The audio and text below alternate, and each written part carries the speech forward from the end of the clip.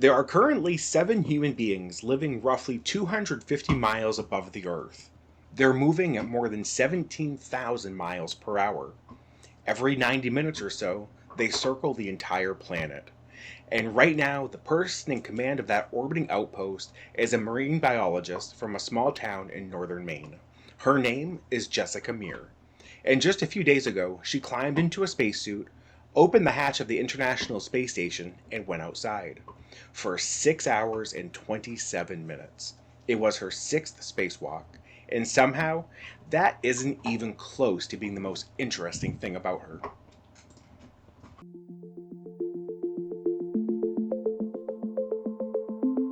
Welcome to Orbital Briefing, the podcast where we explore the missions, the people, and the science that built humanity's journey into space. From Mercury to Artemis, we dive deep into the stories behind the rockets that carried us beyond Earth. This is Orbital Briefing.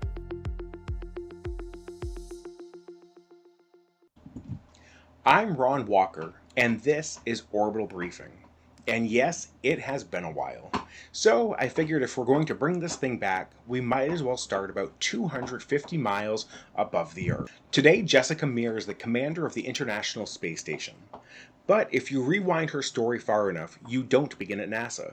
You don't begin in Houston. You don't even begin particularly close to a major city. You begin in a small town called Caribou, Maine, way up in a rustic county.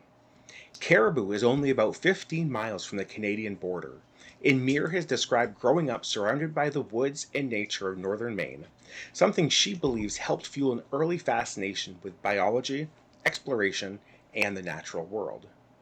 She was born there in 1977, the youngest of 5 children. Her mother was Swedish, her father was Israeli, and by the time Jessica was 5 years old, she had already decided that she wanted to become an astronaut. Which is one of those childhood declarations that sounds adorable when you're 5. I want to be an astronaut. Lots of kids say it. Very few eventually find themselves holding the keys to the International Space Station. But what's interesting about Meir's path is that she didn't spend her life relentlessly pursuing one narrow definition of what an astronaut was supposed to look like. She followed curiosity. And that curiosity kept taking her into places where human beings and animals were pushed into extreme environments. Underwater, at altitude, in Antarctica, and eventually into space.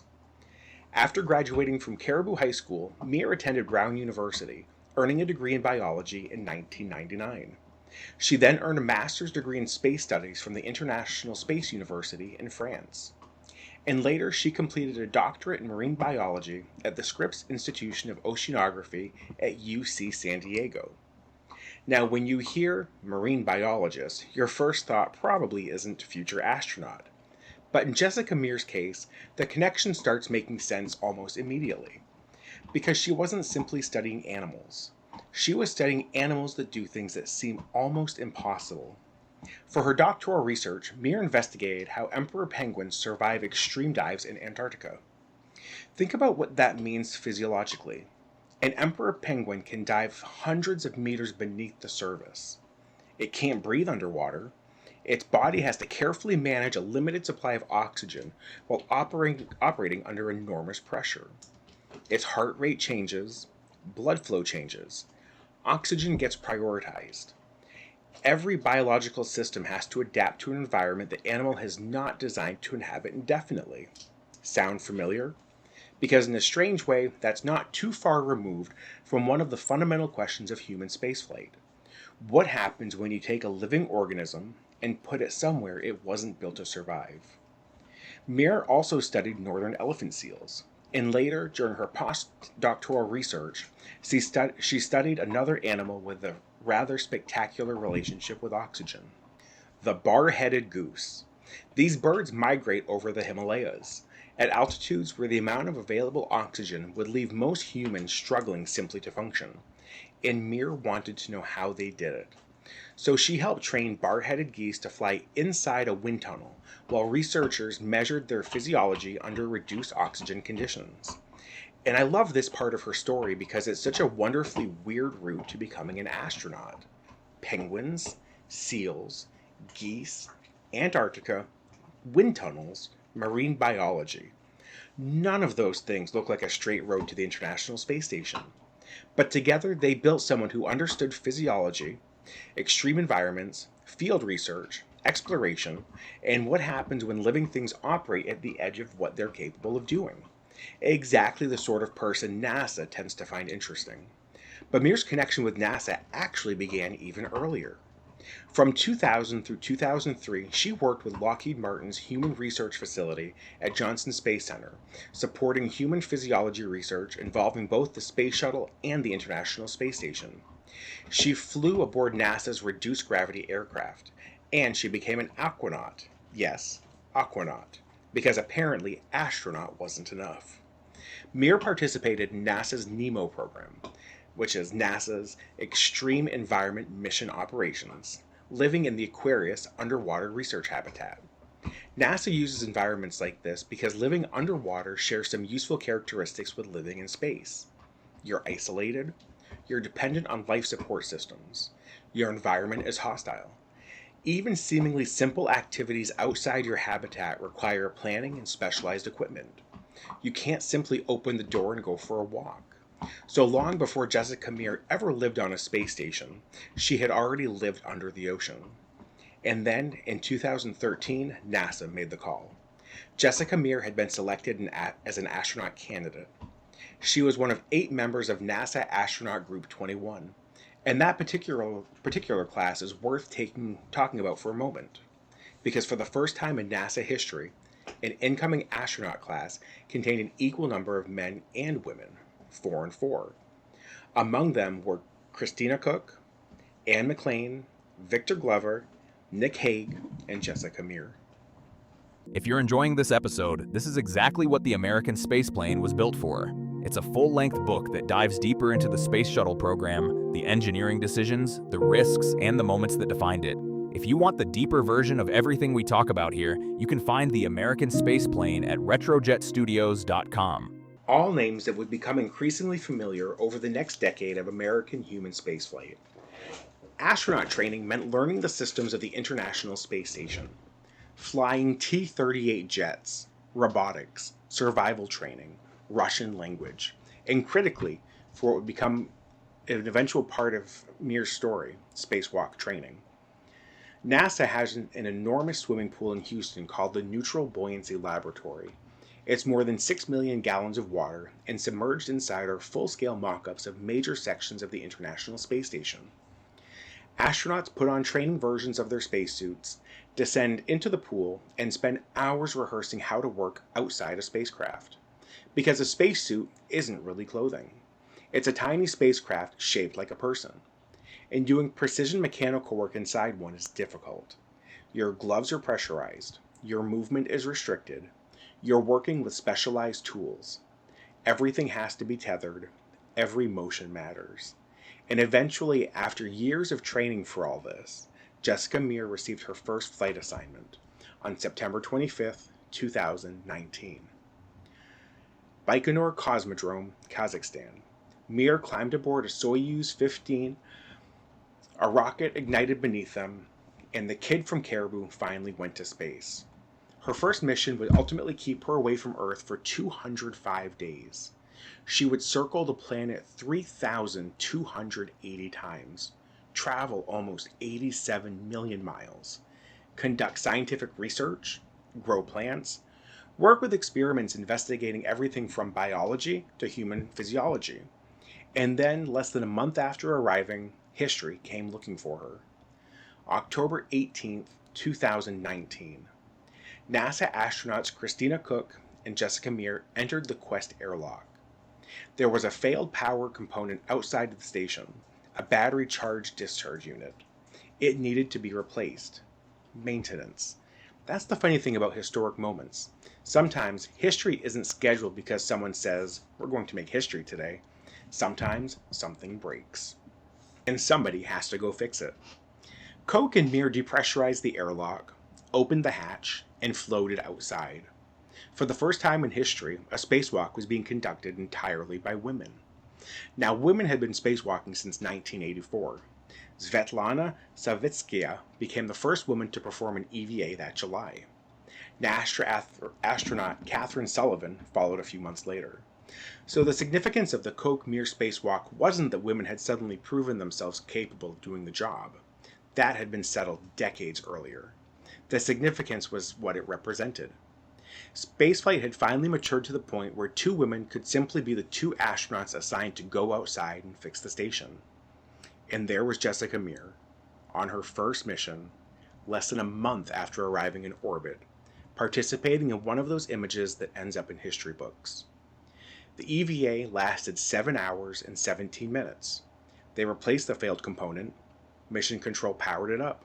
It worked, and back inside they went. Jessica Meir had just completed her first spacewalk. It would not be her last. Koch and Meir would perform 2 more all-women spacewalks together in January 2020. By the end of Meir's first mission, she had accumulated 21 hours and 44 minutes outside of the International Space Station. And then something extraordinary happened to her mission that nobody could have predicted when she launched. The world changed.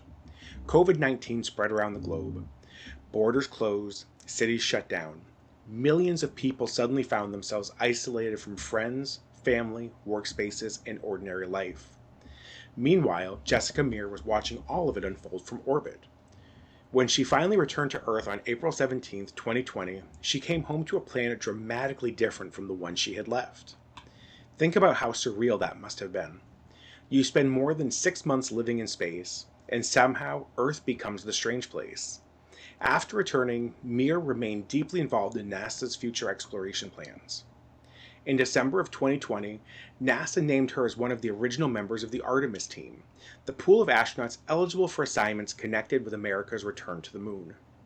She later worked inside the astronaut office on commercial crew and on the Human Landing System program, the lunar landers being developed for Artemis. She served as commander of a Desert Rats analog mission. She worked on the ground. She trained. And she waited. Astronaut careers involve an astonishing amount of waiting. People sometimes assume that once NASA selects you as an astronaut, you just start flying around in rockets. Not exactly.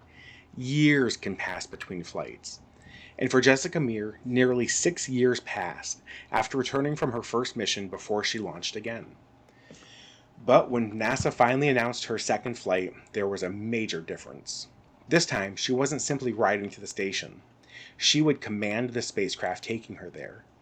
NASA's SpaceX Crew 12, Jessica Meir commander, NASA astronaut Jack Hathaway pilot, European Space Agency astronaut Sophie Adano, mission specialist, and Roscosmos cosmonaut Andrei Fadeev, mission specialist. Their spacecraft was a SpaceX Crew Dragon, which also meant Meir's second trip to space would look radically different from her first. Her first launch had been aboard a Russian Soyuz rocket from Kazakhstan. Her second would begin on Florida's Space Coast. On February 13, 2026, Crew 12 launched from Cape Canaveral aboard a Falcon 9 rocket. Meir was now commanding a spacecraft headed for the International Space Station. About a day and a half later, Crew Dragon docked with the station. Jessica Meir was back, but this wasn't simply a repeat visit. This mission would eventually put her in charge of the entire place. On July 25, 2026, aboard the International Space Station, Roscosmos cosmonaut Sergei Kudserchev handed command of the orbiting laboratory to Jessica Meir. The next morning, when Soyuz MS-28 departed, Expedition 75 officially began. Jessica Meir was now commander of the International Space Station. And I think it's worth explaining what that title actually means. Because commander of the International Space Station sounds a little bit like being captain of the Enterprise. And, okay, it is a little bit like being the captain of the Enterprise. But there's no big chair in the middle of a bridge. The ISS commander is responsible for the crew aboard the station and has a leadership role in maintaining the safety and operation of the orbiting complex. On the ground, enormous teams in Houston, Moscow, Munich, and elsewhere are constantly managing the station.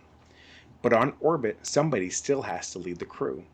And for Expedition 75, that person is Jessica Meir, the kid from Caribou, the marine biologist, the penguin researcher, the aquanaut, the astronaut who once went outside the station to make history with Christina Koch. now commands it. In less than 2 weeks after taking command, she went back outside.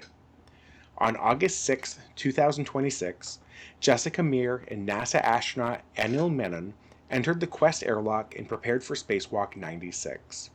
For Menon, this would be his first EVA. For Meir, number 6. At 8:33 in the morning Eastern Time, the spacewalk officially began. Meir was EV1, the lead spacewalker, wearing the spacesuit marked with red stripes. Menon was EV2, wearing the unmarked suit. Their destination was the station's starboard 6 truss, and their job involved something fundamental to keeping the International Space Station alive: electricity. The enormous solar arrays that have powered the ISS for decades are aging. NASA has been supplementing them with newer rollout solar arrays. They're smaller when packaged for launch, they unfurl once installed, and they augment the power produced by the station's existing arrays. Meir and Menon's task was essentially preparation work. They installed hardware modifying the station's 3B power channel so that another power source can eventually be mounted there. It's one of those jobs that doesn't sound particularly glamorous when you describe it technically. Install modification hardware. If you want to bring some of this history into your everyday life, Retrojet Studios was built around exactly that idea. Everything there is inspired by real missions, real hardware, and the era of spaceflight that made all of this possible. From posters to collectibles, it's designed for people who genuinely love this stuff. You can check it out at retrojetstudios.com. Prepare electrical power channel. Get ready for future solar array. But now picture where they're doing this. You are attached to an enormous spacecraft. Beneath your boots, nothing. The Earth fills half your field of view. You're traveling nearly 5 miles every second. For 45 minutes or so, the sun either rises or sets. Temperatures swing dramatically. There is no air. And the only thing separating your body from vacuum is the spacecraft you're wearing. And your job? Construction. Space construction. For more than 6 hours. Meir and Menon successfully completed their primary objectives. At 3 p.m. Eastern, after 6 hours and 27 minutes outside the station, the EVA ended. For Anil Menon, it was spacewalk number 1. For Jessica Meir, number 6. It was also the 281st spacewalk conducted in support of the International Space Station assembly, maintenance, and upgrades. And that brings us to today. Because right now, as you're listening to this, Jessica Meir is still up there. Expedition 75 is underway. 7 people are living aboard the International Space Station. They're conducting research involving things like in-space manufacturing, human health, artificial intelligence, augmented reality, and even bioprinting human tissue. And commanding that crew is an astronaut whose career has been built around one recurring idea. What happens to life when you push it into extreme environments? For emperor penguins, that meant diving beneath Antarctic ice. For bar-headed geese, it meant flying through oxygen-starved air at enormous altitude. For humans, it means leaving Earth. And I think that's what makes Jessica Meir's story so interesting. There isn't one dramatic moment where everything suddenly clicks into place. It's a progression. A 5-year-old says she wants to become an astronaut. A teenager grows up in northern Maine. A college student studies biology. A scientist goes to Antarctica. An aquanaut lives under the ocean. An astronaut candidate trains underwater in Houston.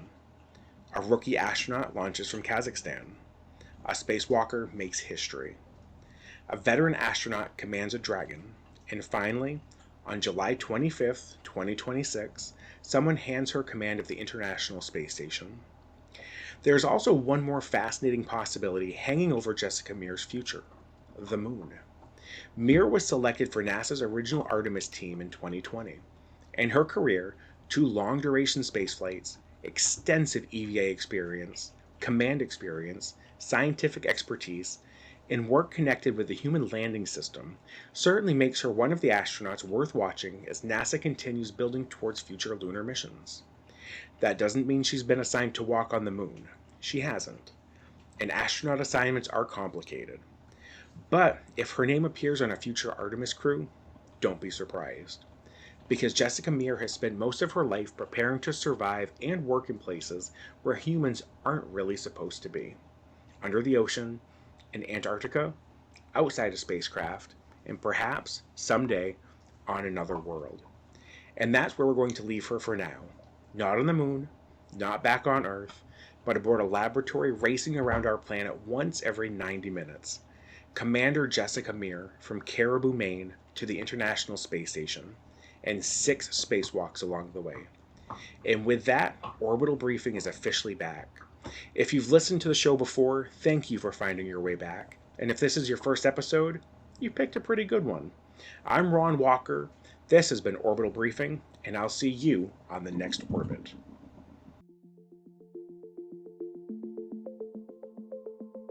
Thanks for listening to Orbital Briefing. This show is hosted by Ron Walker and is a production of Retrojet Studios. If you enjoyed the episode, please remember to follow the show, leave a review, and share it with a fellow space enthusiast. To follow all things space, visit retrojetstudios.com. Until next time, keep looking up.